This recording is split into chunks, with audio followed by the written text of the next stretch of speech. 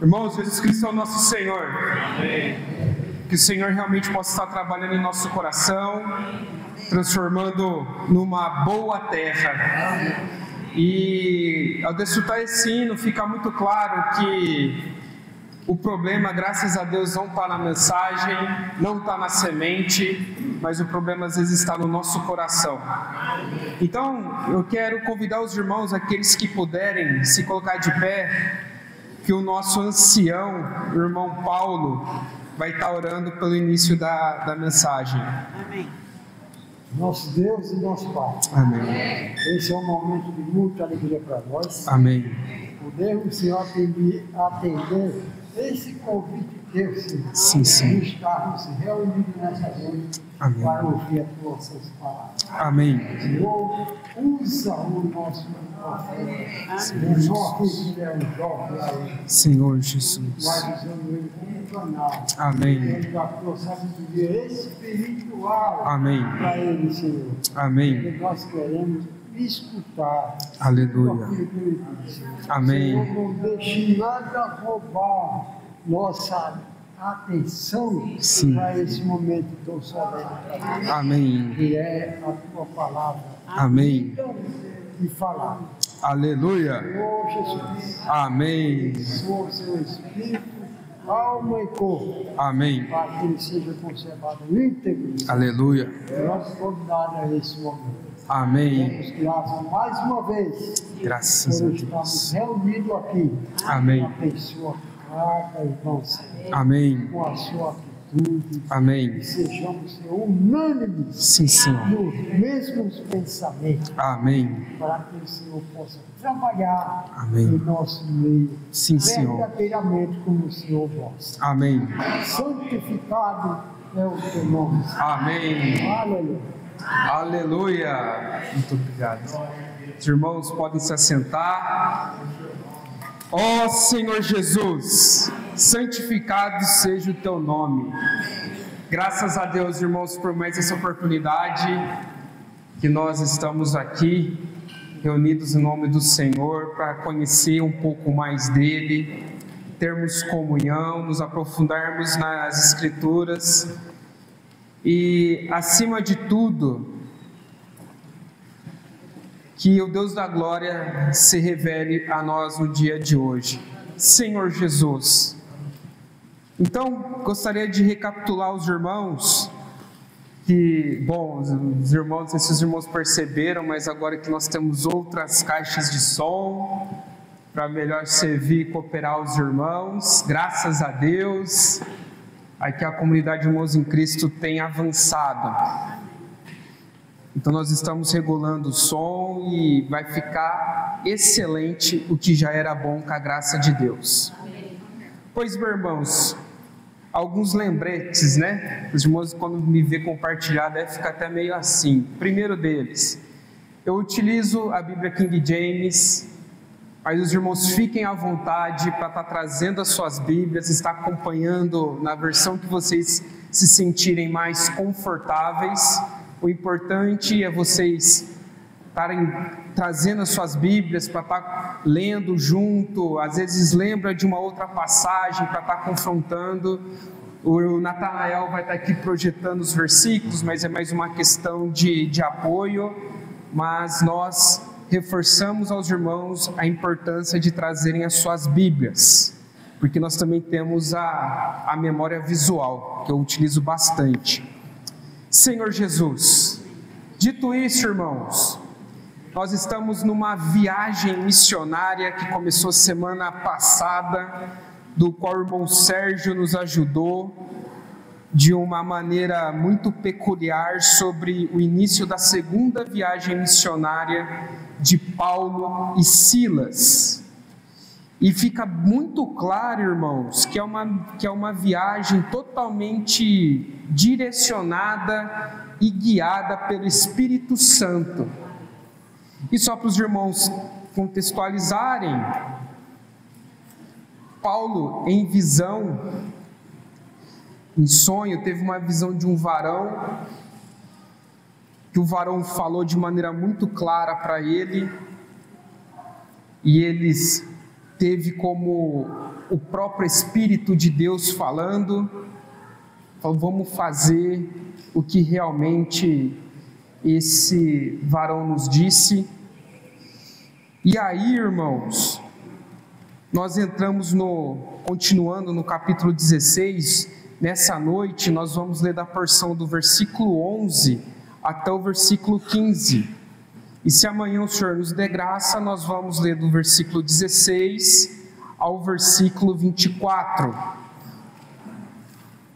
E tinha um quarteto que é relatado na Bíblia nessa viagem que o irmão Sérgio nos ajudou: Paulo, Silas, Timóteo e Lucas. Olha que quarteto de peso, né? Graças a Deus por esses 4 irmãos. E o versículo 11, irmãos, ele começa nos dizendo a seguinte questão. Vamos fazer o seguinte, irmãos, por gentileza, vocês podem ler os irmãos o versículo 11, as irmãs o 12 e assim sucessivamente até o 15, para nós acostumarmos com o texto que vai ser desfrutado nessa noite? Aleluia! Navegando de Troade. As irmãs o 11 e os irmãos o 12 e assim sucessivamente. E os irmãos vão se cantando no amém. Navegando de Troade, seguimos em linha até Salacas. É isso mesmo. No dia seguinte, para Neápolis. De lá, vamos para aqui, Que é a cidade mais importante desse distrito da Macedônia e colônia romana. Nessa cidade ficamos vários dias. No dia de sábado, saímos da cidade para a beira do rio, onde imaginávamos encontrar um bom lugar para orar. Aleluia. Assentamos-nos e começamos a conversar com algumas mulheres que ali também estavam reunidas. Uma das mulheres que nos ouviam era temente a Deus e chamava-se Lídia, vendedora de tecido de púrpura, da cidade de Tiatira. E aconteceu que o Senhor lhe abriu o coração Amém. para acolher a mensagem pregada por Graças Paulo. a Deus. Depois de batizada, bem como de sua casa, ela nos convidou orando: se julgares que eu sou crente no Senhor, entrai e permanecei em minha casa. Aleluia. E assim nos convenceu. Graças a Deus, irmãos. Então essa é a porção que nós vamos estar considerando diante do Senhor. E no versículo 11, né, o irmão Sérgio precisa adquirir esse hábito nesse tipo de mensagem, irmão Sérgio. Trazer o bendito do mapa. Tá aí no jeito? Mas desculpa, viu, Natanael, mas porque fica mais fácil de fato a visualização. Então aqui o versículo 11 nada mais é que um famoso GPS. Ó, navegando de Troade, seguimos em linha reta até essa cidade, Samotrácia, e no dia seguinte para Neápolis. E essa cidade de Neápolis, irmãos, existe até os dias de hoje, que é o atual porto de Kavala, com K e 2 L's. Exatamente, atual Turquia. E o versículo 12, irmãos, nos diz que de lá rumamos para Filipos, que é a cidade mais importante desse distrito da Macedônia e colônia romana, e nessa cidade ficamos vários dias. Ali, ó, você é fera demais, irmão Sérgio e Natanael, já está projetado. Agora vamos achar. Lá em cima. Tarso para a direita, Efésios, Pádino, Filícia, Macedônia, Trácia, lá para cima, né? Ó, ali, ó, em Filipos, lá onde tem 2 carinhas com o pé amarrado, é lá, ó, lá exatamente. Aí é o tal do Filipos, irmãos. E uma coisa muito importante que vale a pena a gente considerar, muito obrigado, Natanael, que a gente precisa considerar.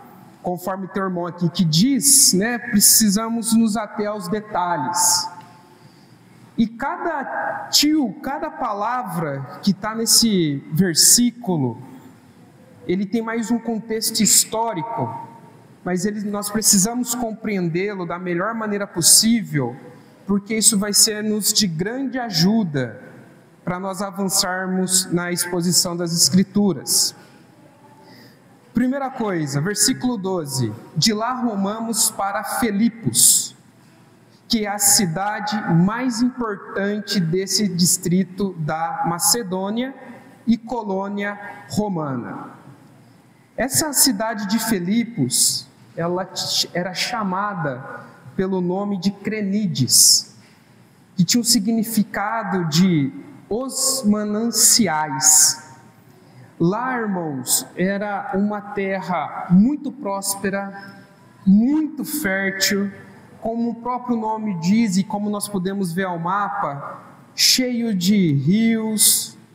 E na antiguidade, né, as civilizações que mais prosperavam, ela estava à beira de água, porque conseguia fazer o seu comércio de peixes, conseguia fazer intercâmbio com as demais culturas, e lá tinha muitas minas de ouro e de prata. No tempo de Paulo, já não existia tanto ouro e tanta prata, mas ela continuava sendo uma cidade extremamente importante. Então, Crenides, que era o seu nome original, ela mudou para o nome de Filipos, em homenagem a Felipe da Macedônia, e ele era o pai de Alexandre Magno, também conhecido como Alexandre o Grande. Exatamente, Alexandre o Grande.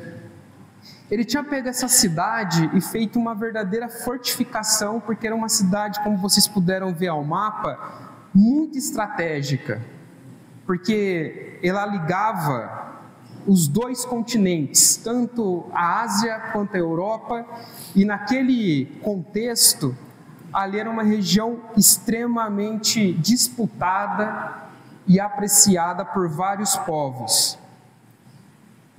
E uma coisa muito importante que também destaca essa cidade, que está diretamente ligado a uma expressão, et tu Brute. Vocês já ouviram isso? Et tu Brute?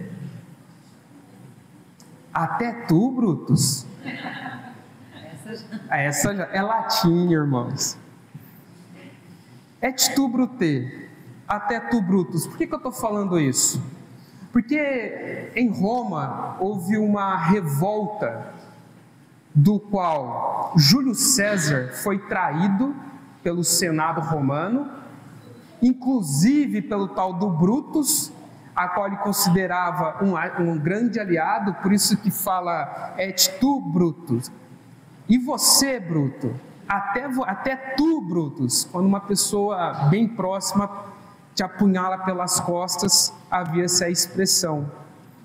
E aí o que acontece? Júlio César, que era o imperador, ele tinha homens leais a ele, que mesmo após a sua morte, não aceitaram com que o pessoal que golpeou Júlio César chegasse ao trono.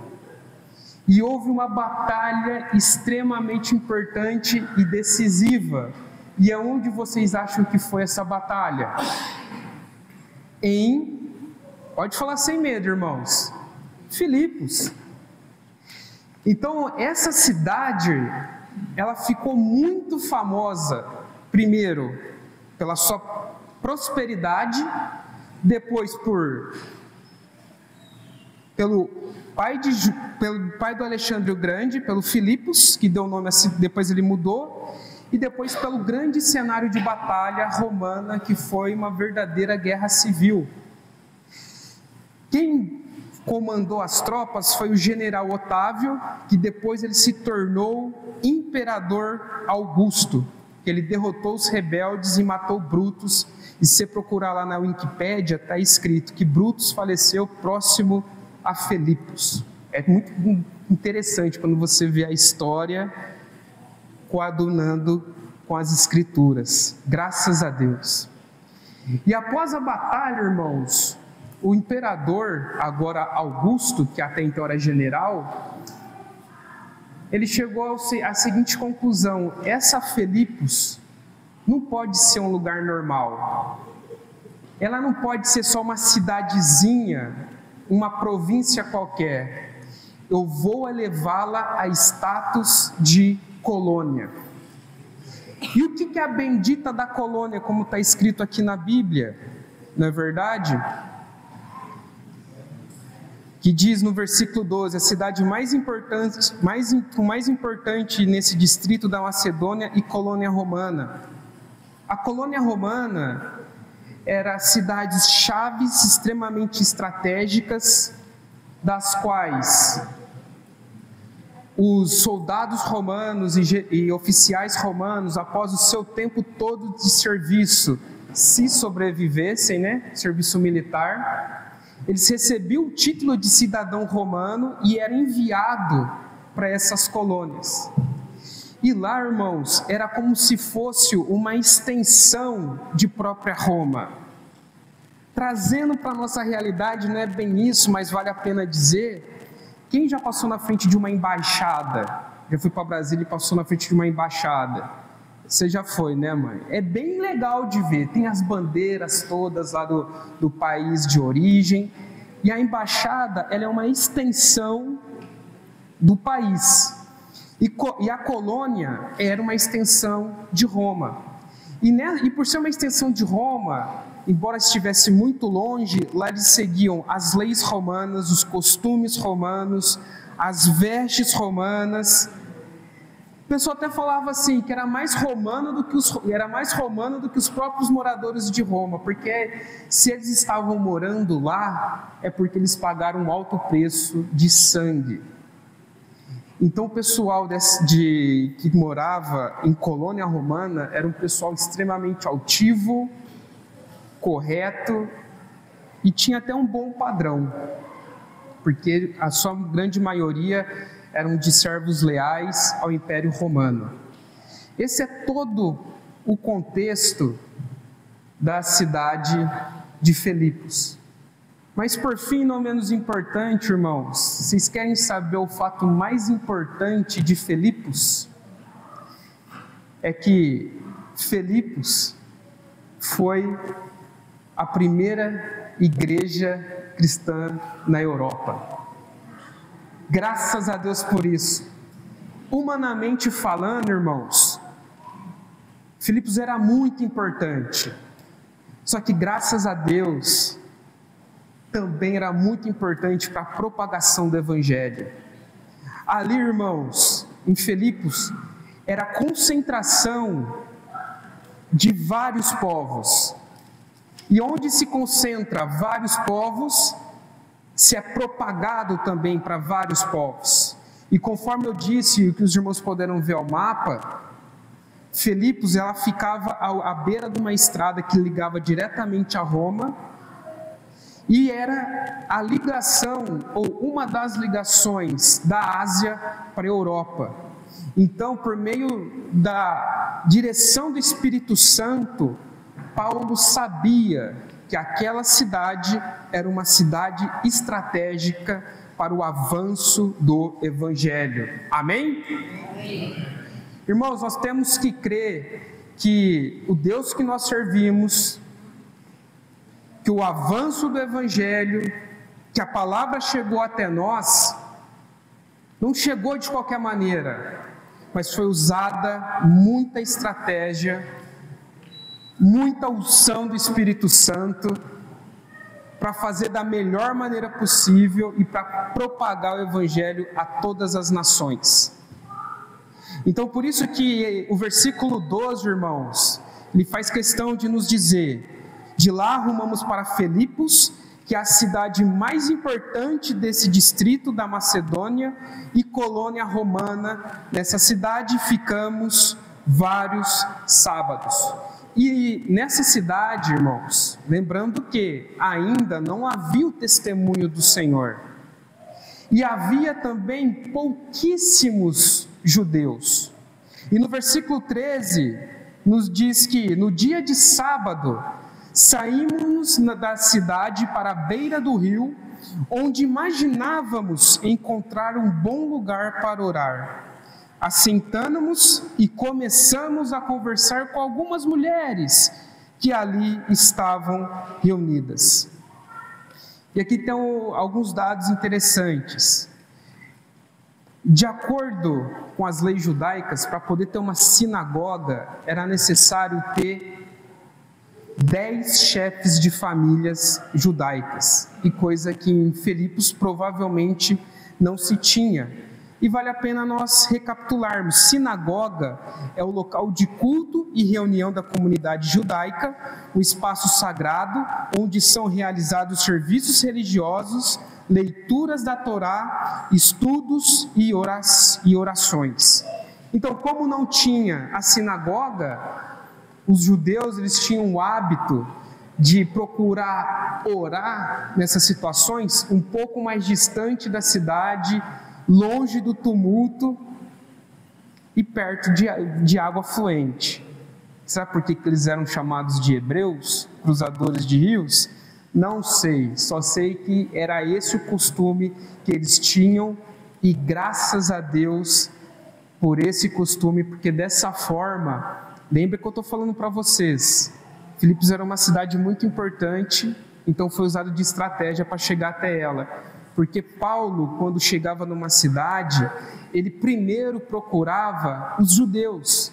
Por que ele procurava primeiro os judeus? Porque os judeus, eles já conheciam a Torá, eles já conheciam a lei de Moisés, eles sabiam que um tal de Messias iria vir. Então é mais fácil falar, para quem já tem a ideia pré-concebida, falar: viu, esse Messias que você está esperando, ele já veio. Ele já foi morto, já ressuscitou e está acessível a você e a cada um de nós. Basta invocar o seu precioso nome, ó Senhor Jesus. Então era uma forma de poder alcançar o maior número de pessoas possíveis.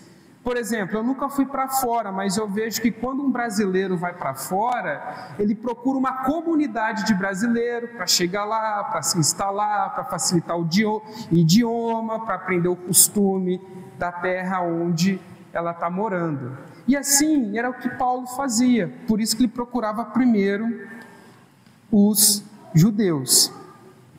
Senhor Jesus, graças a Deus. E estava ali, estavam reunidas as mulheres. E aí, graças a Deus pelo versículo 14, irmãos.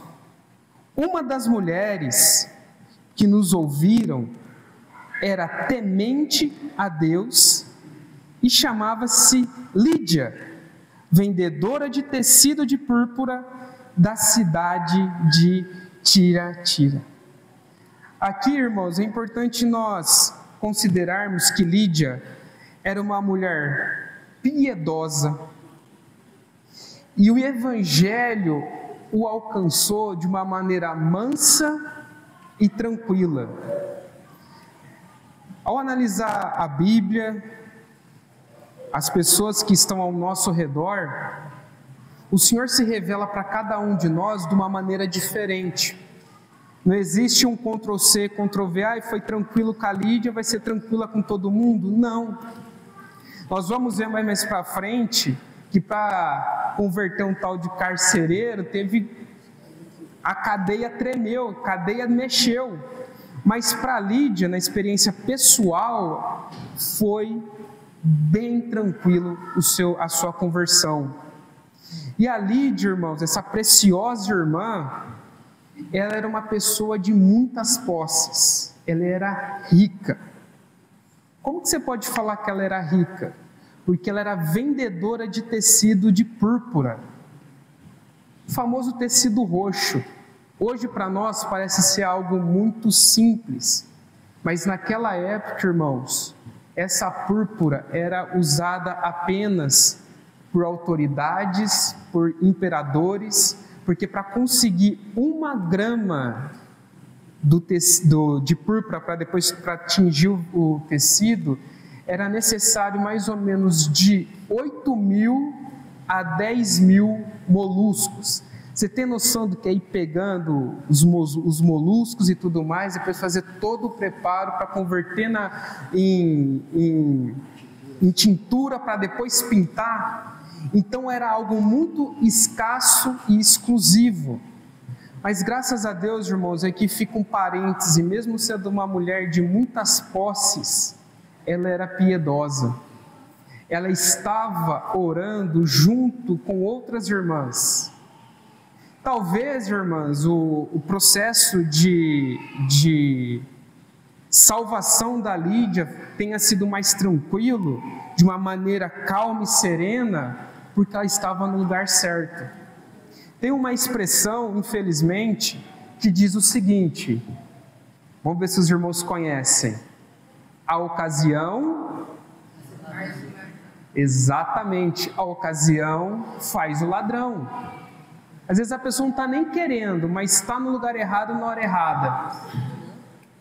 Mas graças a Deus que nesse contexto, irmãos, por ela estar num lugar de oração, buscando algo, a conversão dela foi tranquila.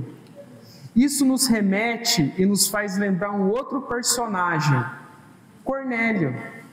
Ele era um homem temente, era um homem que orava, mas ainda faltava algo, uma experiência genuína com o Espírito Santo.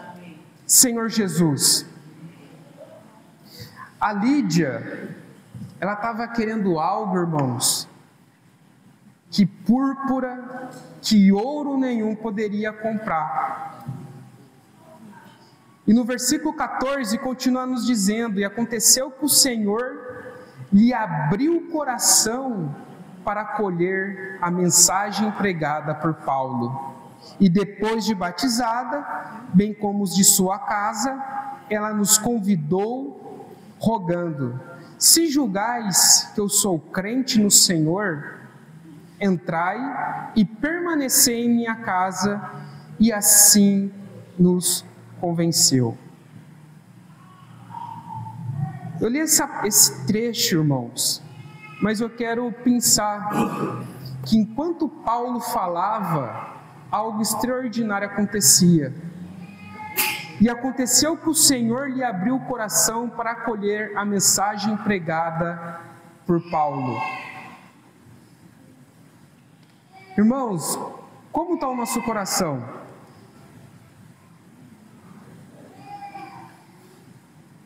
Essa talvez seja a grande interrogação que eu fiquei quando eu estava considerando essa mensagem. Quando eu vou ter comunhão com o Senhor, quando vamos servir, cooperar, independente do serviço, como que tem sido e como é que está o meu coração? Porque o que fica de maneira muito clara, irmãos, que o problema não estava na ministração de Paulo.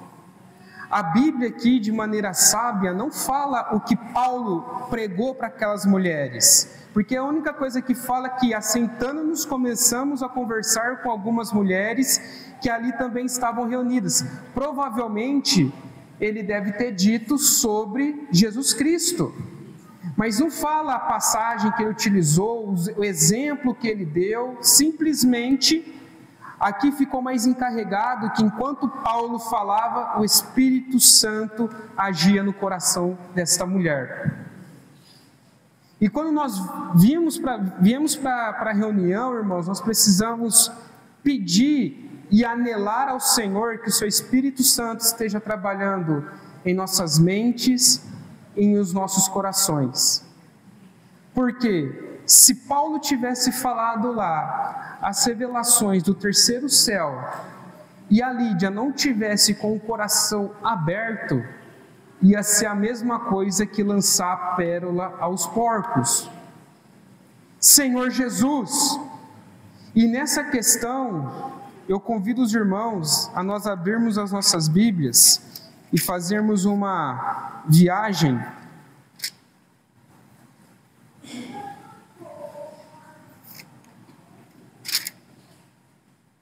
por Mateus capítulo 13. Eu vou ler o trecho do versículo 3 até o 9. A parábola do semeador. Eis que um semeador saiu a semear. E enquanto realizava a semeadura, parte dela caiu à beira do caminho, e vindo as aves a devoraram. Outra parte caiu em terreno rochoso, onde havia uma fina camada de terra, e logo brotou, pois o solo não era profundo. Porém, quando veio o sol, as plantas se queimaram, e por não terem raiz, secaram. Outra parte caiu entre os espinhos. Estes, ao crescer, sufocaram as plantas. Contudo, graças a Deus por esse contudo, uma parte caiu em boa terra, produzindo generosa colheita a 100, 70 e 30 por 1. Aquele que tem ouvidos para ouvir, que ouça. E aí os apóstolos que lá estavam falavam: o que isso quer dizer? E graças a Deus que no versículos 18 ao 23, Jesus explica a parábola. Mas antes ele fala no versículo 15: posto que o coração deste povo está petrificado de má vontade, escutaram com seus ouvidos e fecharam seus olhos para evitar que enxerguem com os olhos e ouçam com os ouvidos, compreendam com o coração e convertam-se e sejam por mim curados. Mas abençoados são os vossos olhos porque enxergam e os vossos ouvidos porque ouvem. Fala para o irmão que está do seu lado: abençoado seja o seu ouvido porque ouve.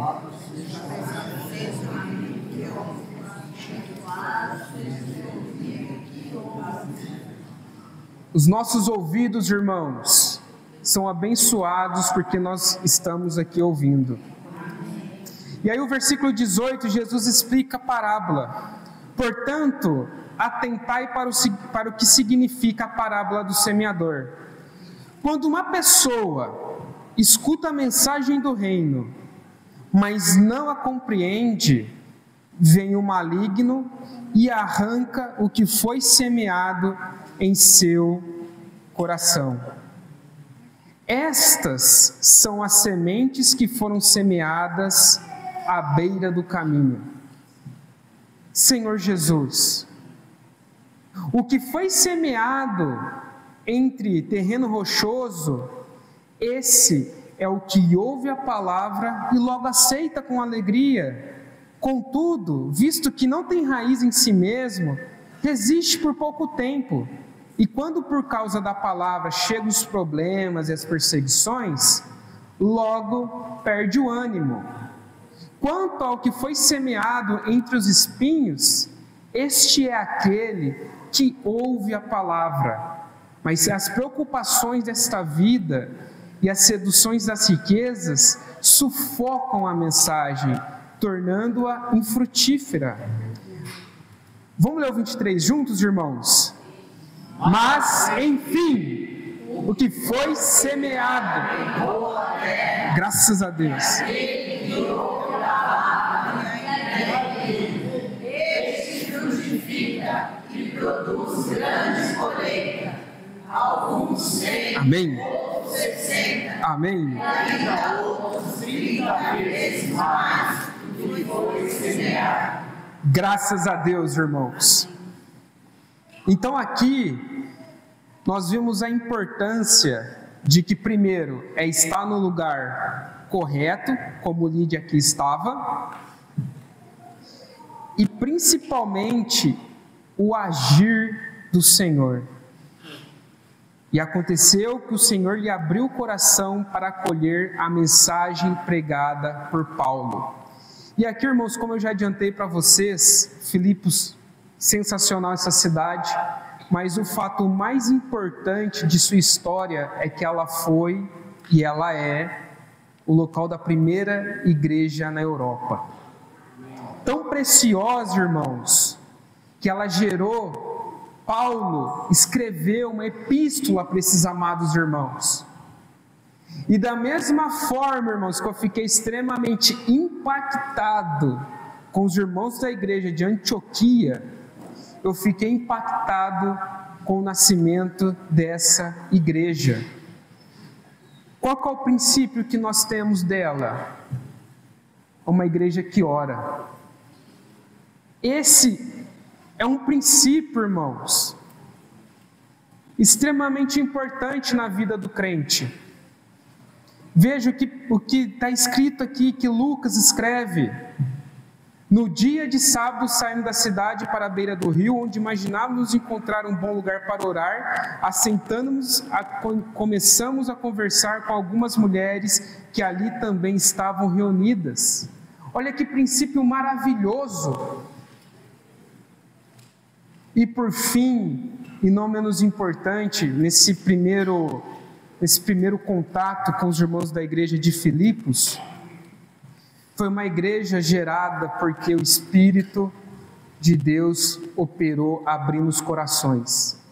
Amém. Então, irmãos, o nosso rogo é para que a igreja em Nova Odessa também tenha esses princípios dos irmãos de Filipos. Uma comunidade que ora e que quando o Senhor trabalha nos nossos corações, deixa Ele trabalhar. Porque conforme nós vimos nos hinos, conforme nós vimos na passagem, o problema não está na semente, irmãos. O problema não está na palavra. O problema está no estado que se encontra o nosso coração. Se o nosso coração hoje, irmãos, está de modo infértil, seja porque tem muito espinho, estou muito preocupado com os rudimentos do mundo, ou porque eu preciso ter mais base, graças a Deus que esse semeador, ele apenas não lança semente, mas ele prepara a terra. Deixa esse semeador trabalhar no seu coração. Esse semeador precisa trabalhar no nosso coração, de modo que quando a palavra vir, o nosso coração está pronto para receber essa verdade revelada. Senhor Jesus, amém. Aqueles que puderem, fiquem de pé, que eu vou estar orando. Esse é o encargo para essa noite. E que o Espírito nos conduza, e eu vou pedir para os irmãos da música, assim como o Alfredo, projetar para nós cantarmos mais uma vez O Semeador Saiu a Semear. Senhor Jesus, nessa noite nós nos voltamos a Ti. No primeiro momento nós Te agradecemos por tudo aquilo que o Senhor fez por nós, pela Sua obra, pela Sua graça e misericórdia que nos alcançaram. Mas, Senhor Jesus, também de maneira tão solene quanto, nós queremos Te agradecer pela Bíblia, pela Tua palavra, que deixou exemplos de fé, exemplos de homens e de mulheres que podemos ter como modelo, de como igrejas foram geradas. Senhor Jesus, que possamos almejar tal padrão. Senhor Jesus, e nós também queremos nesse momento apresentar os nossos corações a Ti. Senhor Jesus, tende misericórdia de nós. Ó Senhor Jesus, nós sabemos que aquilo que há de mais precioso nós guardamos em nossos corações, porque nós julgamos Ele ser a fonte da vida. Mas Senhor Jesus, nos dê um coração adequado, um coração igual ao Teu. Senhor Jesus, nós também cremos que o Senhor é capaz de criar um coração puro, um coração adequado para receber a Tua palavra, assim como a da nossa amada irmã Lídia. Senhor Jesus, esse é o nosso anelo nessa noite, que a palavra, quando cair e nós ouvirmos, possa gerar frutos, e não ficar como uma doutrina, ou ser arrebatada pelo maligno. Mas, Senhor Jesus, assim como o propósito da semente é germinar e gerar frutos, que a Tua palavra em nós gere vida, gere paz, gere crescimento espiritual, gere os frutos do Espírito. Em nome de Jesus, nós oramos e pedimos ao Senhor, tende misericórdia de nós. Aleluia.